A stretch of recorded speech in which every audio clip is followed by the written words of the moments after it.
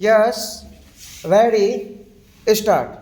Sir, I would like to refer to what Professor Caldor has said. In relation to company taxation, he has said that in company taxation, the general rule for allowances should be what is spent wholly for making profit during the year. Sir, even when the income tax officer agrees that the money has been genuinely spent, he says that he will not allow it. This kind of a provision will only lead to cheating. What I am trying to point out is that it will not work. Why do we make such laws which we all know cannot be implemented?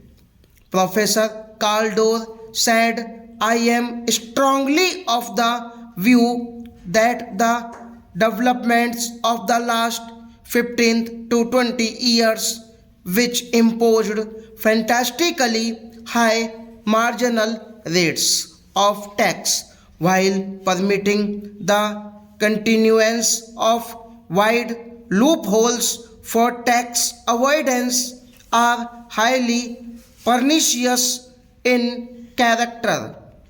As Henry Simons said before the war, that the whole procedure smacks of a subtle kind of moral and intellectual dishonesty. One senses here a grand scheme of deception whereby enormous surtaxes are voted in exchange for promises that they will not be made effective. Thus, the politicians may point out with pride to the rates while quietly reminding their wealthy constituents of the loopholes. This is Professor Caldor's comment in 1956 when the general standard of morality was much higher than today. Today we are making laws which we all standard cannot be implemented. Today we are giving powers to an income tax officer to straightway make a difference of crores of rupees. There is no correlation between the status of the person who enjoys the power and the power that he wields. There is no correlation. An excise official has got the power to make a difference of profitability of crores of rupees. It is workable. Common sense tells us that it will not work.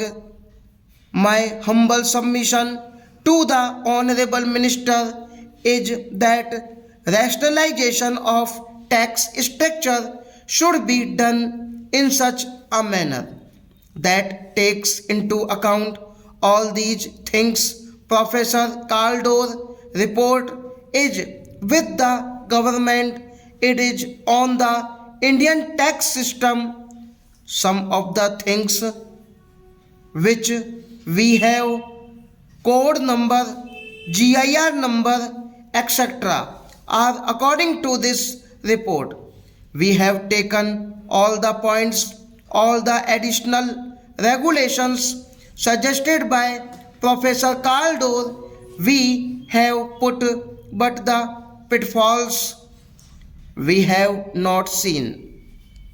by marginally changing the rate of tax. The benefit to the dishonest taxpayers can be substantially reduced.